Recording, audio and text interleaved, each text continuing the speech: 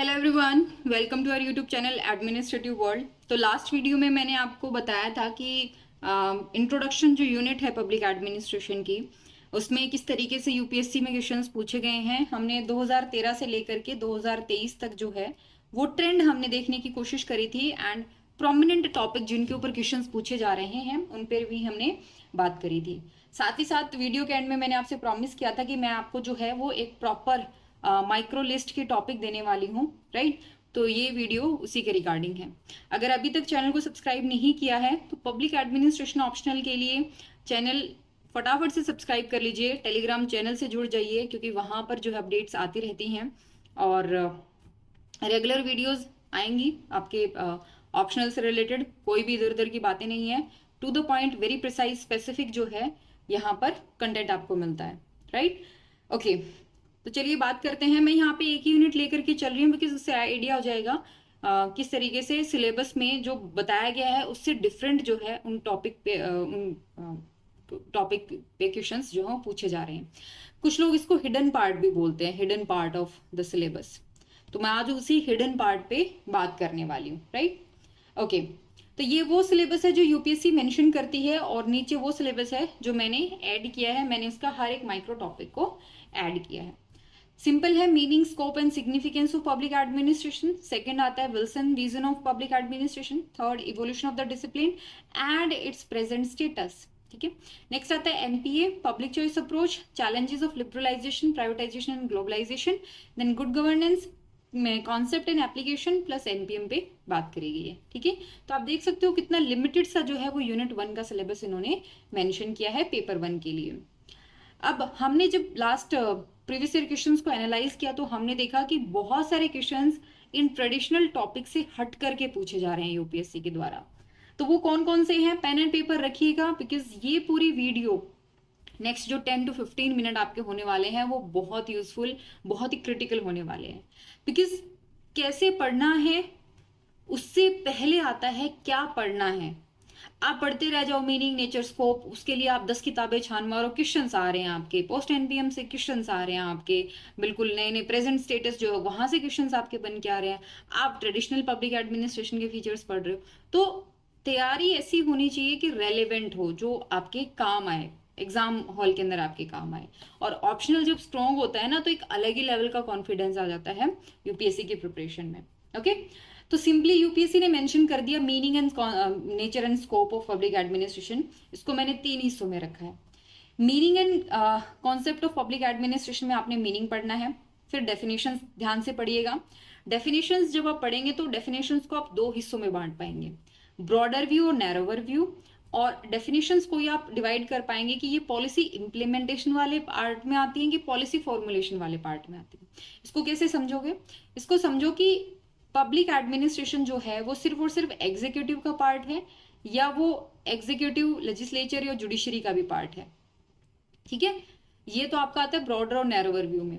Policy implementation और policy formulation की debate है वो चलती रहती है, वर्सेस वाला टॉपिक है ये डिबेट है कि पब्लिक एडमिनिस्ट्रेशन सिर्फ और सिर्फ इंप्लीमेंटेशन का काम करता है या पॉलिसी फॉर्मुलेशन में भी इसका कुछ रोल है। ठीक है, तो ये वाली डिबेट जो है वो आपको जरूर कवर करनी चाहिए बिकॉज ज्यादातर क्वेश्चंस जो हैं वो इस यूनिट से बनते हैं, इससे ज्यादातर क्वेश्चंस बनते हैं आपके। नेक्स्ट है स्कोप ऑफ पब्लिक एडमिनिस्ट्रेशन। तो स्कोप समझिएगा, as an activity, as a discipline.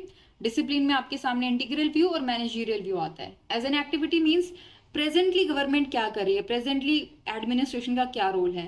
Scope को हमेशा प्रेजेंट के सेंस में समझना है आपने, आज क्या हो रहा है, आज क्या चल रहा है। आप नोटिस करेंगे कि इंटीग्रल और मैनेजरियल सबसे ज्यादा टेक्स्ट बुक में मेंशन किया जाता है बट सबसे कम क्वेश्चंस यहाँ पर पूछे जाते हैं। ज्यादातर पूछे जाते हैं एज एन एक्टिविटी की presently scope of public administration expand कर रहा है, चेंज हो रहा है, ग्लोबलाइजेशन की वजह से चेंज हो रहा है, इंफॉर्मेशन की वजह से चेंज हो रहा है, आईसीटी की वजह से, या फिर नेचर ऑफ गवर्नमेंट चेंज हो रहा है उस वजह से रोल ऑफ या scope of public administration change हो रहा है, ये कॉन्टेक्चुअल है, कॉन्टेक्स्ट के हिसाब से चेंज हो रहा है, उसके ऊपर बात की जाती है। यानी इसमें एज एन एक्टिविटी के ऊपर ज्यादा जो है वो फोकस किया जाता है। Then comes nature of public administration. बहुत कम क्वेश्चन इस पे बनते हैं बट ऑब्वियसली इंपॉर्टेंट है, तो यहाँ पर आप पोस्ट स्कोप और सब्जेक्ट मैटर व्यू के बारे में बात करेंगे। Next comes the significance and role of public administration. तो यहाँ पे बात करेंगे significance to people, significance to society, significance to nation, nation में भी डेवलपिंग नेशन और डेवलप्ड नेशन की हम बात करेंगे, खास करके इसमें डेवलपिंग नेशन में पब्लिक एडमिनिस्ट्रेशन का क्या रोल है। ठीक है, नेक्स्ट जो है वो आपके सिलेबस में मेंशन नहीं है बट मैंने ऐड करी है, क्वेश्चंस आते हैं, वो है approaches to public administration. Public administration की स्टडी के लिए डिफरेंट अप्रोच है, फिलोसॉफिकल है, इंस्टीट्यूशनल है, स्ट्रक्चरल फंक्शनल अप्रोच है आपका। ठीक है, बहुत सारे लीगल अप्रोच है, हिस्टोरिकल है, बिहेवियरल है, सिस्टम अप्रोच है। तो इन सारी अप्रोचेस के बारे में आपको पता होना चाहिए और उनके प्रोमिनेंट थिंकर कौन से हैं, प्रोमिनेंट थिंकर उनके बारे में भी आपको पता होना चाहिए। Then again very important topic, public administration and other social sciences. Other social science में पॉलिटिकल साइंस, इकोनॉमिक्स, हिस्ट्री, इनके बारे में आपको पता होना चाहिए, how they are related with public administration, इनके रिलेशनशिप। और खास करके political science and public administration को तो आपको टिप्स पे रखना पड़ेगा, टिप्स पे ध्यान रखना पड़ेगा, क्वेश्चन पूछे गए हैं इससे। नेक्स्ट है वुड्रो विल्सन। तो वुड्रो विल्सन, उनका कॉन्ट्रीब्यूशन और उनका रेलेवेंस दोनों ही इंपॉर्टेंट है, ज्यादा इनकी रेलेवेंस, इनका क्रिटिसिज्म भी आप ऐड कर सकते हैं इसमें, और उनका कॉन्ट्रीब्यूशन। ठीक है, नेक्स्ट है why he is considered as the father of public administration, because anytime you can be asked कि क्या वुड्रो विल्सन से पहले किसी ने बात नहीं करी थी इस पे पब्लिक एडमिनिस्ट्रेशन पे, तो आपको जस्टिफाई करना पड़ता है कि क्यों he is considered as the father of public administration, right. फिर आता है इवोल्यूशन ऑफ पब्लिक एडमिनिस्ट्रेशन में, तो आपको यहाँ पे जनरल पढ़ना पड़ेगा, जनरल डेवलपमेंट, डिफरेंट फेजेस जो हैं डेवलपमेंट के वो।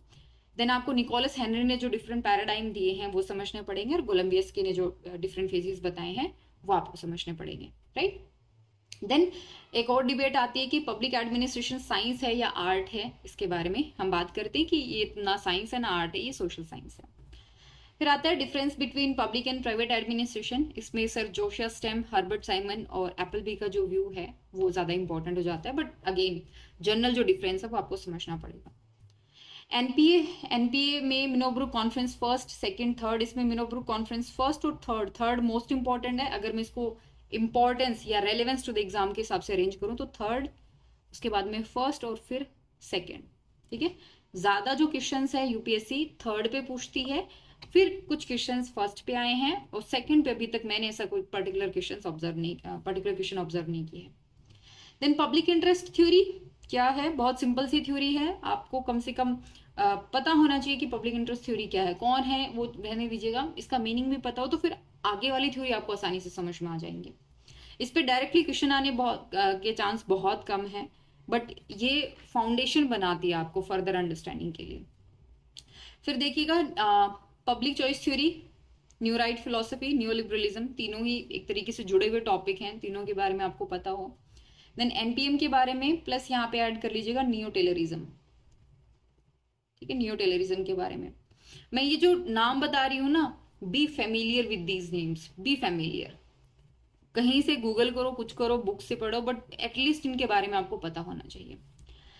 देन आता है, इनको मैं बोलती हूँ पोस्ट एनपीएम डेवलपमेंट, है ना। गुड गवर्नेंस को छोड़ दो बिकॉज वो 1989 एक कंटेम्प्रेरी ही मान के चलेंगे हम, वो बाद की नहीं है, वो कंटेम्प्रेरी है। एनपीएम 1992 की डेवलपमेंट है, गुड गवर्नेंस 1989-1990 की डेवलपमेंट है, इसमें वर्ल्ड बैंक का ज्यादा इंपॉर्टेंट कॉन्ट्रीब्यूशन है। ठीक है, तो पोस्ट एनपीएम में पब्लिक सर्विस अप्रोच की हम बात करेंगे, क्रिटिकल थ्योरी की हम बात करेंगे, देन गुड गवर्नेंस है आपके सिलेबस में। फिर impact of liberalisation, privatisation and globalisation, इसमें भी ध्यान रखिएगा, सबसे ज्यादा क्वेश्चंस जो है इम्पैक्ट ऑफ ग्लोबलाइजेशन पे पूछे गए हैं। ठीक है, एंड ये वाला तो आप ऐसे ध्यान रखिएगा, पब्लिक सर्विस अप्रोच, फिर new public management, right. Okay, now this was the part जिसके लिए हम सबसे ज्यादा वेट कर रहे थे, पोस्ट एनपीएम डेवलपमेंट। हमने जो एनालिसिस किया, इससे पहले वाली वीडियो हमने जो देखी थी 2023 से 2013 तक के वीडियोस क्वेश्चंस हमने देखे, एंड वी एनालाइज्ड कि काफी क्वेश्चंस जो है वो पोस्ट एनपीएम डेवलपमेंट से पूछे गए हैं। तो क्या है ये पोस्ट एनपीएम डेवलपमेंट और क्या पढ़ना पड़ेगा आपको, उसके बारे में हम बात करते हैं। पोस्ट एनपीएम डेवलपमेंट मतलब जो 1995 के बाद में, मैं एक रफली एस्टिमेट लेके बता रही हूँ आपको, ठीक है, आप एग्जैक्ट मत मानिएगा कि 1994 में हुआ था या 1996 में था, नहीं, एक आइडिया दे रही हूँ मैं आपको कि 1995 के बाद की जो डेवलपमेंट मानी जाती है थ्योरी वाले फील्ड में, उसको हम generally post NPM development consider करते हैं। या पोस्ट एनपीएम ये भी कह सकते हैं कि एनपीएम जो वो पीक था मार्केट फोर्सेस के लिए, उसके बाद में मार्केट फोर्स डाउन आने लगा, अब ना तो स्टेट डोमिनेट कर रहा है ना मार्केट डोमिनेट कर रहा है, तो डोमिनेट कर कौन रहा है? एक मिक्सचर हमारे सामने आता है और उसी को हम बोलते हैं पोस्ट एनपीएम डेवलपमेंट। ये आज तक की सबसे कॉम्प्रिहेंसिव लिस्ट है। ये ना तो आपको कोई कोचिंग इंस्टीट्यूट देगा, ना आपको कोई यूट्यूब वीडियोस में हमारे अलावा आपको कोई बताने वाला है, ना किसी बुक के अंदर ये चीजें आपको मिलेंगी। ठीक है, हमने डिफरेंट सोर्सेज को अलग अलग रेफर करा है और उससे हमने ये पूरा कंपाइल करा है। ठीक है, each and every word written here is important for you. समझिएगा कैसे। पोस्ट एनपीएम डेवलपमेंट में इसको मैं बोलती हूँ कि status of administrative theory in 21st century भी आप बोल सकते हो। मोस्ट इंपॉर्टेंट टॉपिक है।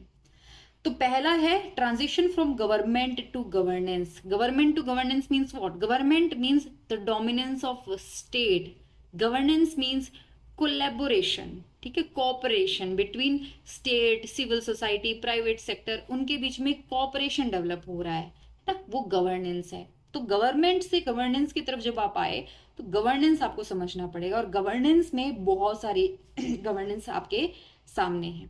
जो नेट के लिए प्रिपेयर कर रहे हो ना, उनको पता है कि good governance and good governance पूरी यूनिट है आपके, पूरी की पूरी। आप मास्टर्स में जब आप मास्टर्स करते हो सब्जेक्ट पे, तो आपको पूरा का पूरा पढ़ना पड़ता है, राइट। तो इसमें देखिएगा, participatory governance, interactive governance, network governance. Again this is really very important, इसको हाईलाइट कर लो अपने पेन से। नेटवर्क गवर्नेंस पे क्वेश्चंस पूछे गए हैं, रेगुलेटरी गवर्नेंस पे क्वेश्चंस पूछे गए हैं। रेगुलेटरी गवर्नेंस पे तो हर साल लगभग क्वेश्चन आए। इसको मैंने हालांकि टॉपिक 4 के साथ रिलेट कर दिया है, बट ये क्वेश्चंस पूछे गए हैं रेगुलेटरी गवर्नेंस पे।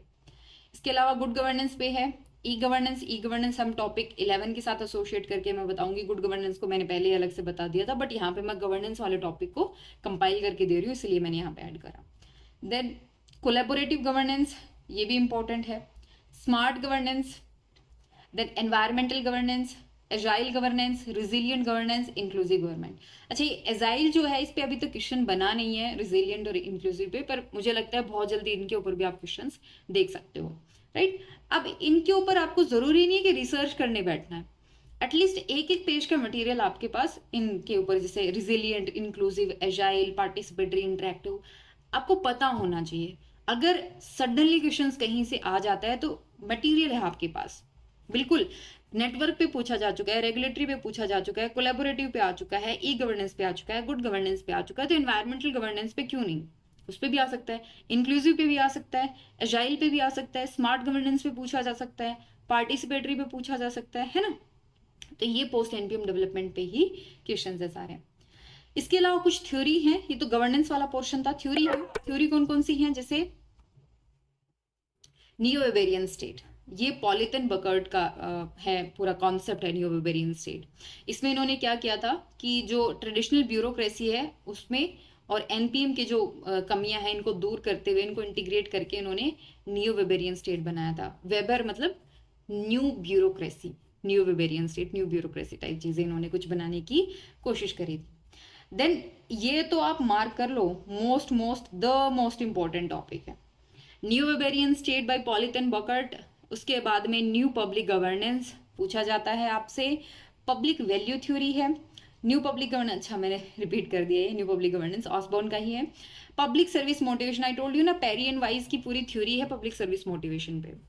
फिर परफॉर्मेंस मेजरमेंट एंड मैनेजमेंट, किस तरीके से परफॉर्मेंस अप्रेजल और लेटेस्ट जो तरीके हैं परफॉर्मेंस मेजरमेंट के, उस पे क्वेश्चंस आते हैं। ये क्वेश्चंस यहाँ पर तो नहीं, बट आप इसको पर्सनल एडमिनिस्ट्रेशन में आपको इस तरीके के क्वेश्चंस जरूर मिलेंगे परफॉर्मेंस से related, right. And again a very unique topic I told you, governmentality. किसने फौकॉल्ट का है ये गवर्नमेंटैलिटी? इसमें देखिएगा, इसमें दो चीजें आती है, पोस्ट मॉडर्निज्म और पोस्ट स्ट्रक्चरलिज्म। 2014 के क्वेश्चंस याद करो, यहीं से क्वेश्चंस बने हैं। बहुत one of the you can say confused, नहीं कंफ्यूज तो नहीं बोल, advanced topic of public administration, one of the advance topic है ना, पोस्ट मॉडर्निज्म, पोस्ट स्ट्रक्चरलिज्म। आप एमए का मटेरियल रेफर करो इग्नू का, इनके लिए आसानी से आपको मिल भी जाएगा। आप ई ज्ञान कोश की वेबसाइट पे जाइए, वहां से आप इसको डाउनलोड कर सकते हैं, MA public administration. If I am not making a mistake, ये आई थिंक फर्स्ट या सेकेंड बुक में ही है। मैं लिंक वैसे प्रोवाइड करा दूंगी आपको टेलीग्राम ग्रुप पे, वहां पे आप देख सकते हैं। And this is feminist perspective. Again feminist perspective पे अभी तक क्वेश्चंस नहीं बने हैं। डेवलपमेंट एडमिनिस्ट्रेशन में आए हैं, डेफिनेटली डेवलपमेंट एडमिनिस्ट्रेशन में वुमेन का जो है वो है, बट अभी तक थ्योरी बेस्ड नहीं आए हैं। तो चांसेस है आने वाले टाइम में फेमिनिस्ट पर्सपेक्टिव भी आपको देखने को मिले। ये भी आप इग्नू का जो एमए का मटीरियल है वहां से आप कवर कर सकते हैं, फेमिनिस्ट और ये पोस्ट मॉडर्निज्म और ये सारी चीजें।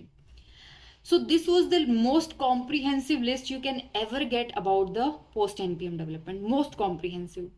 बट इसके अलावा भी कुछ डेवलपमेंट हो सकती है, डेफिनेटली आपको पता होना चाहिए। अपने आंख नाक कान खुले रखें। कहने का मतलब ये है कि जो भी बुक पढ़ रहे हैं, खास करके analytical book like new horizon, तो वहां पे कॉन्सेप्ट को ऐसे अवॉइड मत करें। कोई लाइन समझ में नहीं आ रही है तो थोड़ा ध्यान दें, समझने की कोशिश करें, टाइम लगाएं, कंज्यूम करें उस बुक को, पूरा डाइजेस्ट करें। वहां से आपको बहुत सारे नए कॉन्सेप्ट क्लियर होंगे, राइट। तो ये थी लिस्ट। और अगर आप चाहते हैं कि ऐसे ही लिस्ट में हर एक टॉपिक के लिए प्रिपेयर करूँ, बिकॉज ये तो एक है, ऐसे ही हमारे पास टोटल 12 टॉपिक है पेपर 1 में और 14 टॉपिक है हमारे पास पेपर 2 में।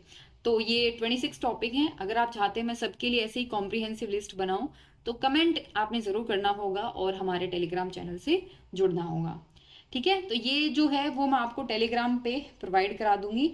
और वैसे तो ये हमारी जो टेस्ट सीरीज वगैरह है, PYQ एनालिसिस है, उसके साथ में आपको दिया जाता है।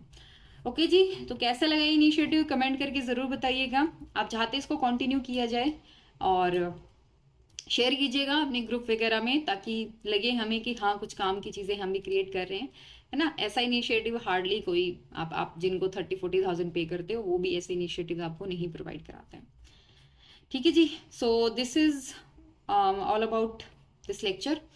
हम कल मिलते हैं। हम नेक्स्ट एडमिनिस्ट्रेटिव थिंकर्स के जो प्रीवियस ईयर क्वेश्चंस हैं उनके ऊपर हम बात करेंगे, ठीक है। ओके जी, वैसे जो भी अपडेट्स हैं मैंने लास्ट वीडियो में आपको दे दी थी। अगर आप हमसे बात करना चाहते हैं डायरेक्टली तो you can contact us 9896859767। Call पे बात करते हुए कंफर्टेबल है कॉल कर लीजिए। अगर आपको लगता है नहीं मैसेज पे, तो व्हाट्सएप पे मैसेज भी ड्रॉप कर सकते हैं। ओके, सो कल मिलते हैं। Till then take care and bye bye.